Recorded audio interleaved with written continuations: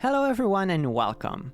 This is going to be a showcase of the solo rules of Scarlet Heroes, more specifically the urban adventures. So if you want to follow along with me, the rules start on page 114 of the manual.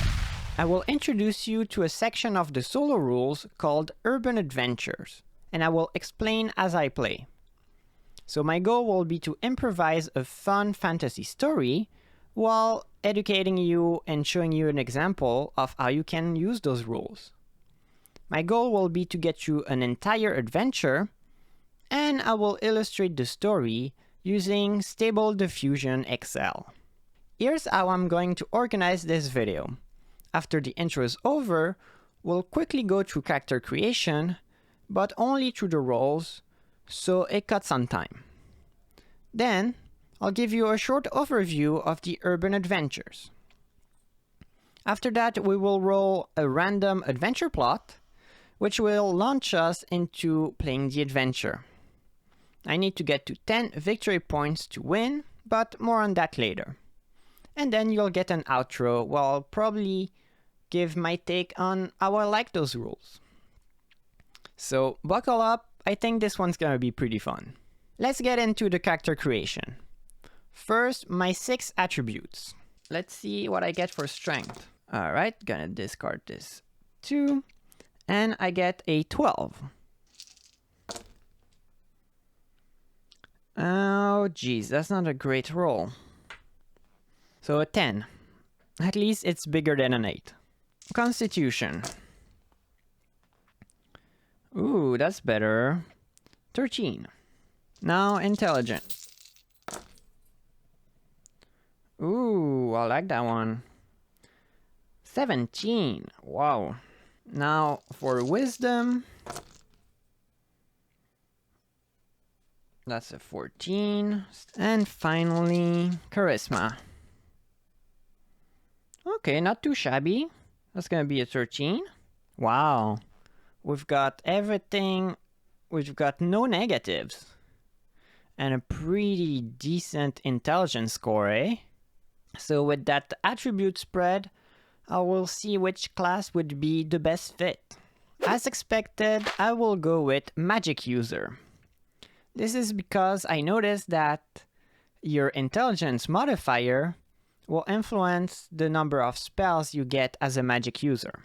Now, the final step before I finish up the character off screen.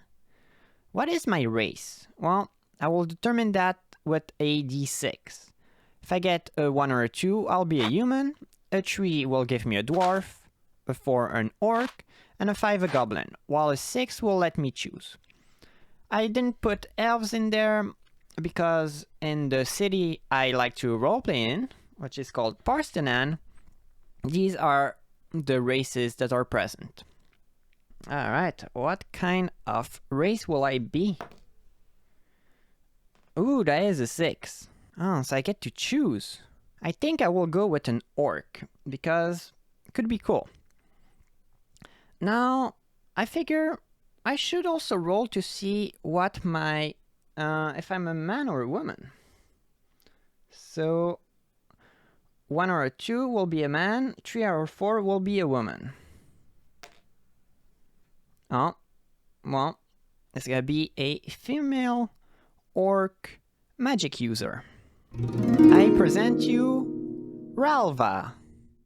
So as you can see, she's a tribe healer and a pretty good storyteller.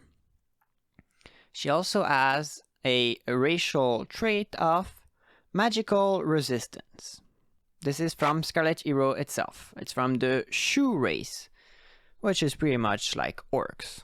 Orcs in my little city of Parstenan are people who came from a tribe that helped the count of the city, and as a reward they were allowed to establish themselves on the west side of the city in the little place called Ulstag. So this big farmland area is where there's the most orcs.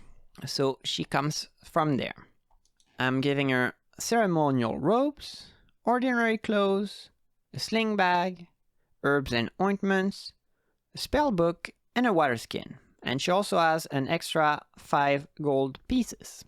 As you can see, she has a maximum of 5 health because she has a little bit in constitution, and she starts with 4, being a magic user. Her armor class is a meager 9 because she cannot use armor and she doesn't have any dexterity modifier. And her free die is 1d4, but she can use it against any creature even if it's higher level than her. So she has a ceremonial dagger and a short spear. She also has Spirit Slave, Apprehending Imbalance, Enlightened Scribe, and Painted Vermilion Eyes. These are all from the base rules of Scarlet Heroes. The first one will give me a little ally for combat, which will probably be super helpful.